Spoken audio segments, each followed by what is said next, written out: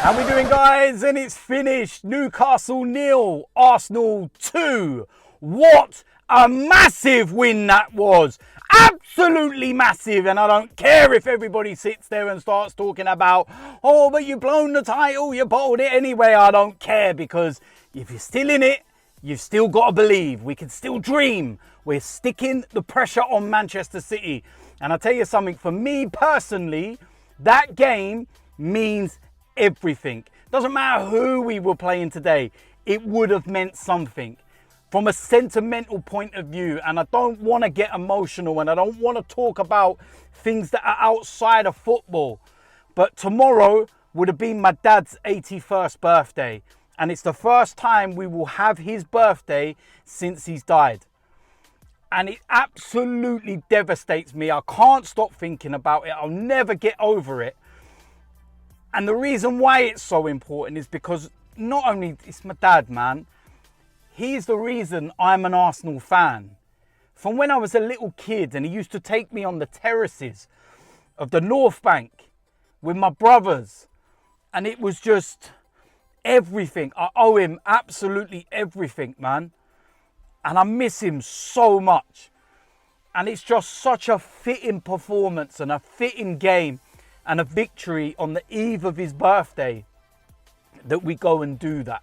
And it means absolutely everything to me, man. Seriously, more than anything. And that's why I'm so emotional and so hyped about it, because it just means a bit more. I would love for us to go and win the league this year.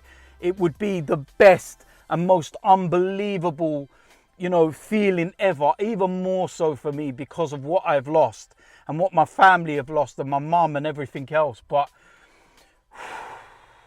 wow, I'll tell you something, that was just a mad game. And opening 15 minutes, Newcastle were exactly as I thought Newcastle would be. They were 100 miles an hour. They were absolutely relentless, hit the post. Then they got given a penalty. VAR overruled it, and rightly so as well. And for anybody that wants to doubt it, it hit his thigh before it hit his hand. And the rules state, if it hits another part of your body before hitting your hand, it's not handball. So end of. Literally a minute later, we go up the other end, and Martin Odegaard, what a performance, what a goal, superb.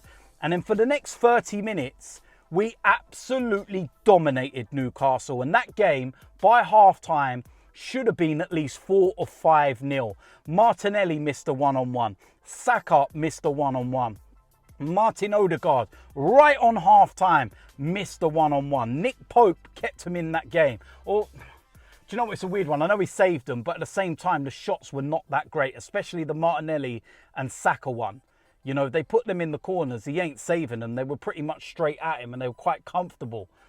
And then you come out for the second half and you think, right, Newcastle are going to come out exactly like they did in the first half. They're going to be 100 miles an hour, and that's exactly what they did in those opening 10 minutes.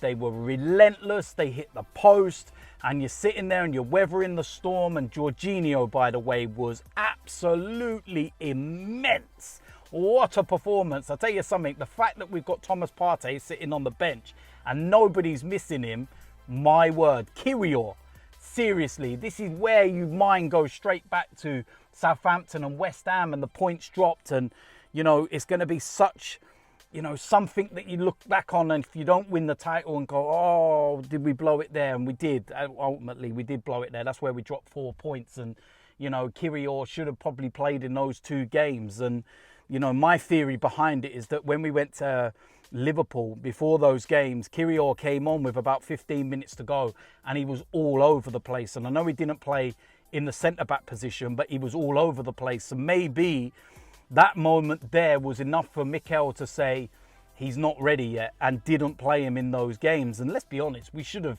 beaten West Ham and Southampton without him playing anyway. But we didn't. And then he's had to bite the bullet and go, right, stick him in, play him, got nothing to lose now. And it's been immense. Gabriel's looking back to his usual self. Ben White was excellent. The hold-up play, the work rate, Gabriel Jesus, immense. Martinelli, Saka was getting kicked everywhere. And I'll tell you something as well, right? Newcastle, I've got a lot of time for Newcastle. I've got a lot of time for what they're doing and their fan base and everything else. But what I saw today from Newcastle, right, was outright thuggery. Because when they realised that they couldn't go toe-to-toe with us, they couldn't do what they did at the Emirates, which was shut up shop, take the point, be happy. They were at St James's Park. The locals would never have allowed it, so they had to go out. But they had to do something a little different, because if they tried playing football v football, they would have got torn apart. And for the large part in the first half, they were. So in the second half in particular, oh my word, there was elbows and all sorts. And how they didn't get yellow cards or even close to a red, I don't even know, because they were relentless. And like I said, it was thuggery. And what they ended up going out and doing was saying, right, can't play them at football, kick them up in the air. Granit Xhaka was getting absolutely booted all over the place. You're doing it to the wrong person. They probably tried targeting him, thinking it would wind him up, he'd react, go down to 10 men, they would benefit. Didn't work though, did it, boys? And I'll tell you something, they're going to cause a lot of problems over the next few years with the amount of money that they've got as well. St James's Park is not going to be an easy place to go for any team in the Premier League. And St James's Park is definitely not going to be an easy place to go for teams in the Champions League. Because even though they lost that game, I do still think that Newcastle will get into the Champions League. But listen, as for us, it's immense. And it's the best response to, the defeat against Man City and the results against Liverpool, West Ham, Southampton.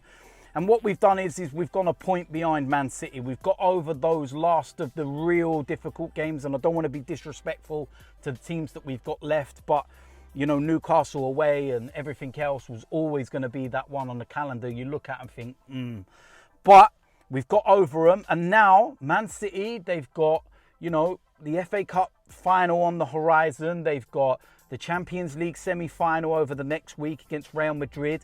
Everton away, who will be scrapping for their life in between. They've got Brighton away, Brentford away, Chelsea at home.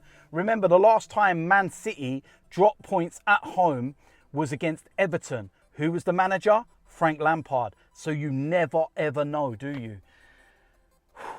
Breathe. Breathe. Yeah, I'm all good. So listen, I'm over the moon. Emotionally, that was draining for me. But it's 3 points in the bag. That's all we can do. Take it to the wire and see where it ends up. And yeah, we'll wait and see what happens with Man City next. So listen, thank you so much to all of you that have been commenting and everything else. It's mad. And listen, yeah, you know what to do. If you're new around here, hit the subscribe button, smash a like on this video, and I will see you lot soon. I'm out of here.